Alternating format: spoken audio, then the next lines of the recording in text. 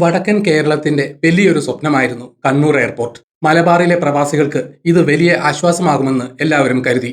2018 ഡിസംബറിലാണ് ഈ airport inaugurate ചെയ്തത്. ഇത് കേരളത്തിലെ 4ാമത്തെ ഇന്റർനാഷണൽ എയർപോർട്ടാണ്. കണ്ണൂർ എയർപോർട്ട് ലിമിറ്റഡ് അഥവാ കിയാൽ ഒരു പബ്ലിക് പ്രൈവറ്റ് പാർട്ണർഷിപ്പ് മോഡലിലാണ് സ്ഥാപിച്ചത്.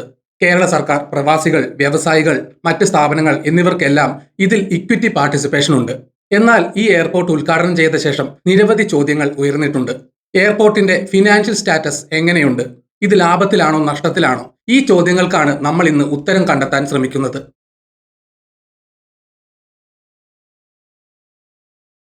ഈ എയർപോർട്ടിന്റെ കഥ നമുക്ക് 3 ഭാഗങ്ങളായി അനലൈസ് ചെയ്യാം.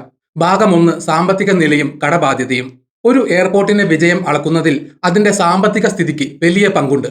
കണ്ണൂർ എയർപോർട്ടിനെ സംബന്ധിച്ചിടത്തോളം ഇവിടെയാണ് ഏറ്റവും വലിയ ചലഞ്ച് നിലനിൽക്കുന്നത്. നമ്മൾ ഫിനാൻഷ്യൽ റിപ്പോർട്ട് പരിശോധിച്ചാൽ ഒരു കാര്യം വ്യക്തമാണ്. കണ്ണൂർ എയർപോർട്ട് വലിയ ഫിനാൻഷ്യൽ സ്ട്രെയിൻ നേരിടുന്നുണ്ട്. 2018 പ്രവർത്തനം തുടങ്ങിയ ശേഷം ഇതുവരെ എയർപോർട്ട് ലാഭമുണ്ടാക്കിയിട്ടില്ല. 2024 മാർച്ച് 31 വരെയുള്ള കണക്കുകൾ പ്രകാരം എയർപോർട്ടിന് ഏകദേശം 742.77 കോടി രൂപയുടെ അക്യുമുലേറ്റഡ് ലോസ് ഉണ്ടായിട്ടുണ്ട്. ഓരോ വർഷവും കൺസിക്യൂട്ടീവ് ആനുവൽ ലോസസ് ആണ് എയർപോർട്ട് റിപ്പോർട്ട് ചെയ്യുന്നത്. ഉദാഹരണത്തിന് 2023 സാമ്പത്തിക വർഷത്തിൽ 126 കോടി രൂപയുടെ ലോസ് ഉണ്ടായി.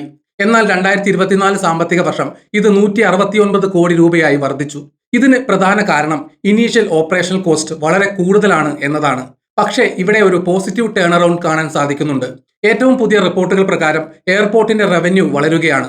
2023-24 സാമ്പത്തിക വർഷത്തിൽ 101 കോടി രൂപയായിരുന്ന റവന്യൂ 2024-2025 സാമ്പത്തിക വർഷത്തിൽ 195 കോടി രൂപയായി ഉയർന്നു. ഇത് ഏകദേശം 93% വളർച്ചയാണ്. കിയാലിന്റെ മാനേജിംഗ് ഡയറക്ടർ പറയുന്നത് 2025-26 സാമ്പത്തിക വർഷത്തിൽ ബ്രേക്ക് ഈവൻ നേടാനാണ് ശ്രമം. അതായത് ലാഭവും നഷ്ടവും ഇല്ലാത്ത അവസ്ഥയിലെത്താൻ അവർ ലക്ഷ്യമിടുന്നു.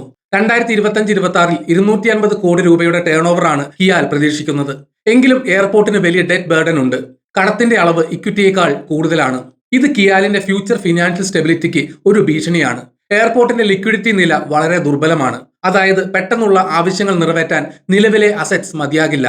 ഇതിനാൽ എയർപോർട്ട് ഇപ്പോഴും സർക്കാരിന്റെ ഫിനാൻഷ്യൽ സപ്പോർട്ടിനെ ആശ്രയിക്കുന്നു.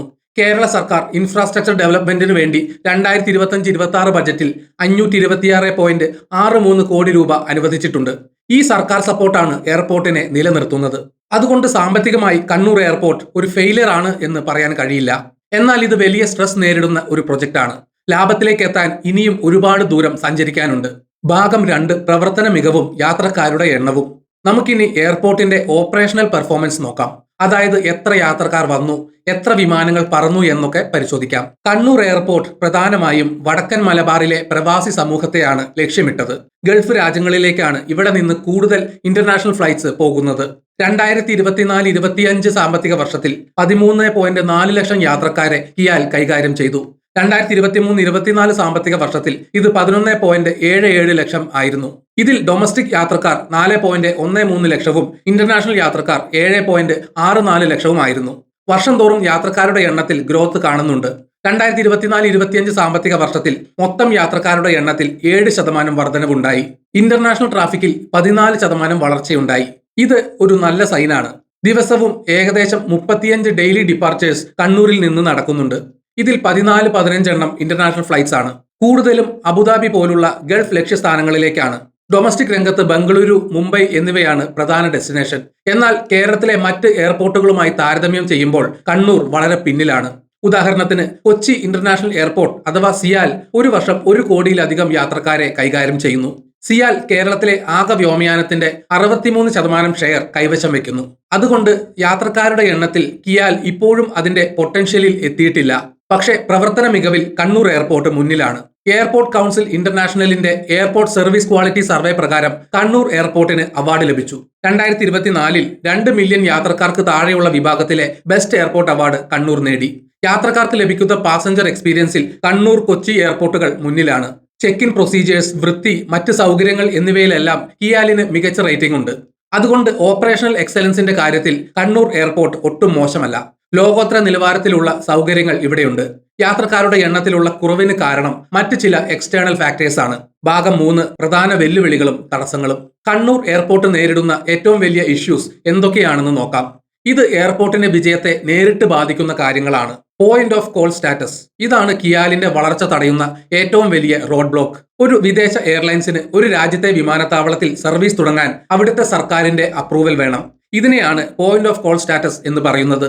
കണ്ണൂർ എയർപോർട്ടിന് ഇതുവരെ ഈ സ്റ്റാറ്റസ് ലഭിച്ചിട്ടില്ല. കേന്ദ്ര വ്യോമയാന മന്ത്രാലയം ഈ സ്റ്റാറ്റസ് സാധാരണയായി മെട്രോ സിറ്റീസിന് മാത്രമാണ് നൽകുന്നത്. ഈ പോളിസി കിയാലിന്റെ വളർച്ചയ്ക്ക് തടസ്സമാകുന്നു. ഇതിന്റെ ഫലം എന്താണ്? വിദേശ എയർലൈനുകൾക്ക് കണ്ണൂരിൽ നിന്ന് നേരിട്ട് സർവീസ് നടത്താൻ സാധിക്കില്ല. ഇത് കാരണം ഇന്ത്യൻ എയർലൈനുകൾക്ക് മാത്രമായി ഇവിടെ ഒരു മോണോപോളി ഉണ്ടാകുന്നു. നിലവിൽ എയർ ഇന്ത്യ എക്സ്പ്രസ്, ഇൻഡിഗോ എന്നീ കമ്പനികൾ മാത്രമാണ് ഇവിടെ പ്രധാനമായും സർവീസ് നടത്തുന്നത്. കോമ്പറ്റീഷൻ ഇല്ലാത്തതുകൊണ്ട് ടിക്കറ്റ് ഫെയർ വളരെ കൂടുതലാണ്. ഉദാഹരണത്തിന് കണ്ണൂരിൽ നിന്ന് ദുബായിലേക്കുള്ള ഫ്ലൈറ്റ് ഫെയർ ചില ദിവസങ്ങളിൽ 30,000 രൂപ വരെ ഉയരും. എന്നാൽ 100 കിലോമീറ്റർ മാത്രം അകലെയുള്ള കോഴിക്കോട് എയർപോർട്ടിൽ ഫെയർ ഇതിന്റെ 1/3 മാത്രമായിരിക്കും. കാരണം കോഴിക്കോട് വിദേശ എയർലൈനുകൾക്ക് സർവീസ് നടത്താൻ അലൗ ചെയ്തിട്ടുണ്ട്. ഉയർന്ന ഫെയർ കാരണം മലബാറിലെ പ്രവാസികൾ ഇപ്പോഴും കോഴിക്കോട്, കൊച്ചി എയർപോർട്ടുകളെ ആശ്രയിക്കുന്നു. ഇത് കിയാലിന്റെ പാസഞ്ചർ ട്രാഫിക് കുറയ്ക്കുന്നു. കേരള സർക്കാർ ഈ വിഷയം പലതവണ കേന്ദ്ര സർക്കാരിന്റെ ശ്രദ്ധയിൽപ്പെടുത്തിയിട്ടുണ്ട്. കേരള മുഖ്യമന്ത്രിയും MP-മാരും ഈ സ്റ്റാറ്റസ് ആവശ്യപ്പെട്ട് ചർച്ചകൾ തുടരുന്നു.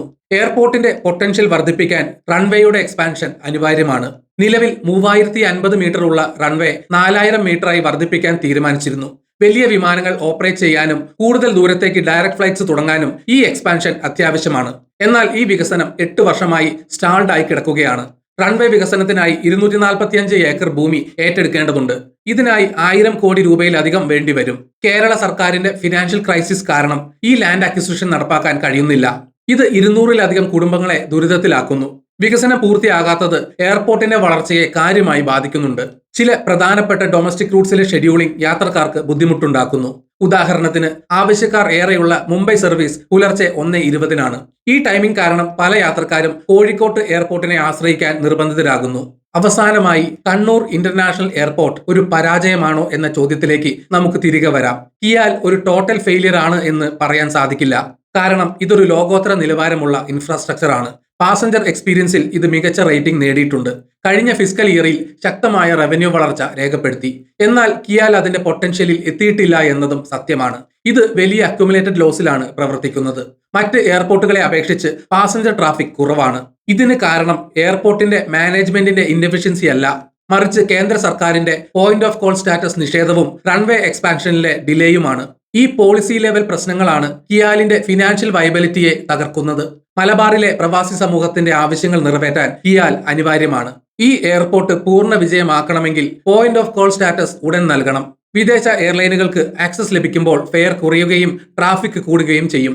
അപ്പോൾ ഫിനാൻഷ്യൽ ബ്രേക്ക് ഈവൻ വളരെ വേഗത്തിൽ നേടാൻ കിയാലിന് സാധിക്കും.